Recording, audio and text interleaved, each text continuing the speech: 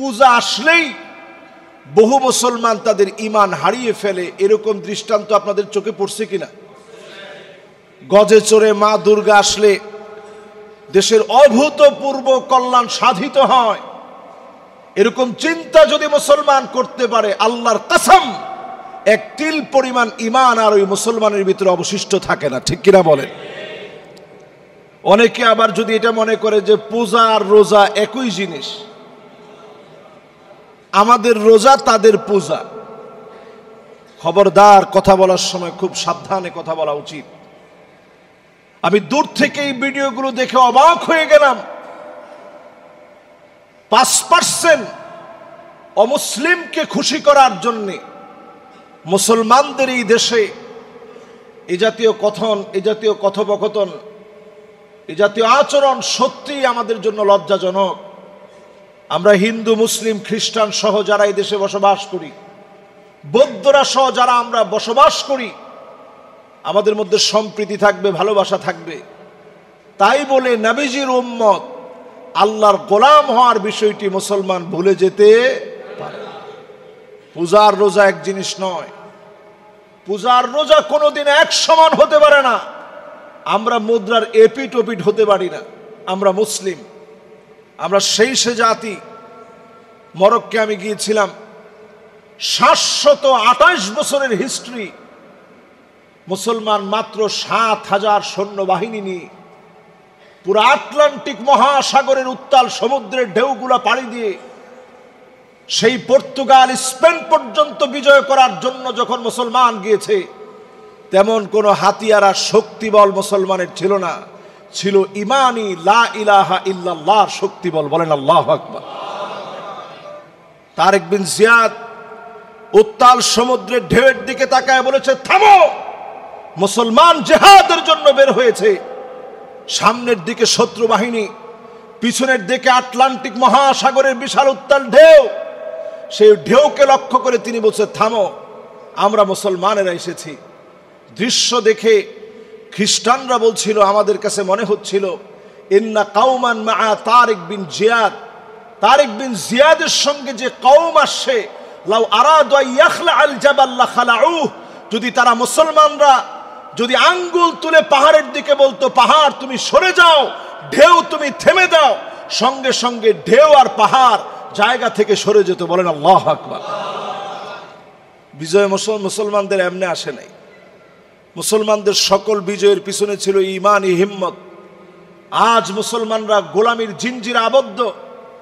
এর অন্যতম কারণ মুসলমানরা এখন পূজা আর রোজারে একরকম বানায় ফেলছে, যেরকম পূজা ওই রকম রোজা। এবং দেখবেন সবাই পূজা মণ্ডপে গিয়ে এরকম তালিম আর তরবিয়ত দিচ্ছে, মনে হচ্ছে উনি একটু আগেই সনাতনী ছিল, না হলে মাত্র সনাতনী হয়েছে। এই যদি হয় মুসলমানদের হালত, আল্লাহর আদালতে এই চেহারা দেখাবেন কেমনে? ক্ষমতার মসনদ মানুষের জন্য কখনো কখনো পরীক্ষার বড় কারণ। ক্ষমতার মসনদ মানুষের জন্য অনেক সময় পরীক্ষার বড় কারণ। আল্লাহ রাব্বুল আলামিন যুগে যুগে মুসলমানদেরকে ক্ষমতা দিয়েছেন, ক্ষমতাচ্যুত করেছেন। 5টা শাসন এই পৃথিবীতে আসবে, আল্লাহর মেহেরবানি। 5টা শাসনের তেমন কোনোটাই আমরা দেখি নাই, কিন্তু কিছু কিছু আমরা শুনছি, কিছু কিছু দেখছি। আল্লাহর হাবিব বলেন, ফীকুমুন নাবুওয়া, এই জমিনের ভিতরে নবুয়তের শাসন আসবে। আল্লাহর নবী এই জমিনে নবুয়তের শাসন দেখায় গেছেন।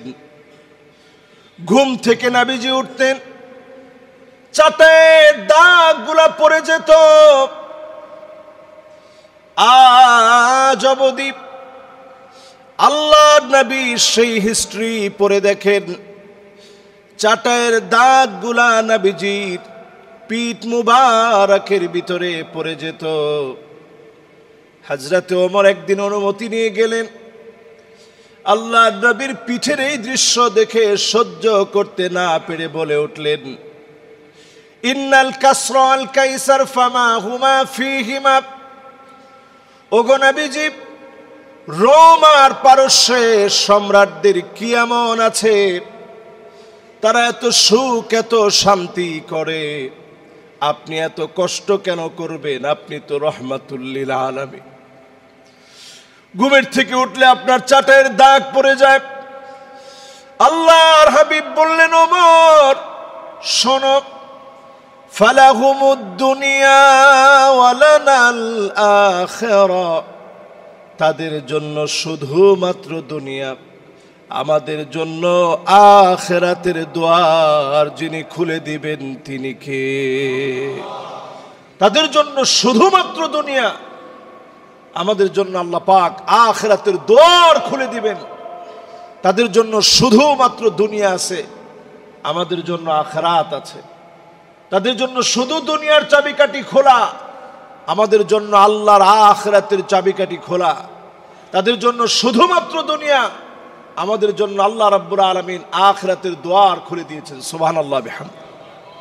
তাহলে একটু চিন্তা করেন, আল্লাহ রাব্বুল আলামিন পেয়ারা হাবিবকে এই পরিমাণ সম্মান দিয়েছেন। রোম পারস্যের সম্রাটদেরকে আল্লাহ রাব্বুল আলামিন শুধু দুনিয়া দিয়েছেন, নবীজিকে আল্লাহ রাব্বুল আলামিন দুনিয়া আখিরাতের বাদশাহী দান করছেন। আল্লাহু আকবার। নবীজি যদি দুনিয়া চাইতেন, যেই উহুদ পাহাড়ের মিসাল আমরা বারবার দিয়ে থাকি, মদিনাতে আপনি ঘুরলেই দেখবেন, ডান দিকে যান বাম দিকে যান, উহুদের একটা ছাপ আপনার সামনে চলে আসবে। উহুদ পাহাড়টা আপনার চোখের সামনে পড়বে, যারা গিয়েছেন আপনারা দেখছেন নিশ্চয়ই। আপনি ঘুরে গেলে আসবেন, মসজিদে কুয়া পার হবেন, সামনের দিকে আসবেন, দেখবেন উহুদ পাহাড়। আপনি খন্দকের পথে যেতে নিবেন, আপনার সামনে আবার পড়বে উহুদ পাহাড়, এরপরে আপনার একটু সামনে গেলে পড়বে খন্দক। আবার খন্দক থেকে আপনি ফিরবেন, সেই সময় আপনার সামনে উহুদ পাহাড়। এই পাহাড়টা আপনার চারদিকে ঘুরতেছে। নবীজি বলছেন, জাবালুন ইউহিব্বুনা ওয়া নুহিব্বুহু, এটা এমন একটা পাহাড় যেই পাহাড়টাকে আমরা ভালোবাসি আর পাহাড়টা আমাদেরকে ভালোবাসে। সুবহানাল্লাহ। মুসলিম মিল্লাতের জন্য অত্যন্ত গুরুত্বপূর্ণ পাহাড় হচ্ছে উহুদ পাহাড়। এই পাহাড়টাকে আল্লাহ পাক আল্লাহর জান্নাতের ভিতরে সাজিয়ে রাখবেন, লেখা থাকবে এটা জাবালু উহুদ। নবীজি সাল্লাল্লাহু আলাইহি সাল্লামকে আল্লাহ তাআলা বলছেন, আল্লাহ রাব্বুল আলামিন দুনিয়ার প্রাচুর্যতা নবীজিকে যদি চাইতে বলতেন, আল্লাহর হাবিব যদি চাইতেন, কি পরিমাণ পেতেন একটু চিন্তা করেন। হাদিসের মধ্যে আসছে, যদি নবীজির শুধু মনটা চাইতো, মুখে বলা লাগতো না, লাসারাল উহুদু যাহাবা, গোটা উহুদ পাহাড়টা এক মুহূর্তের ভিতরে বলার আগেই স্বর্ণ হয়ে যেত। সুবহানাল্লাহ।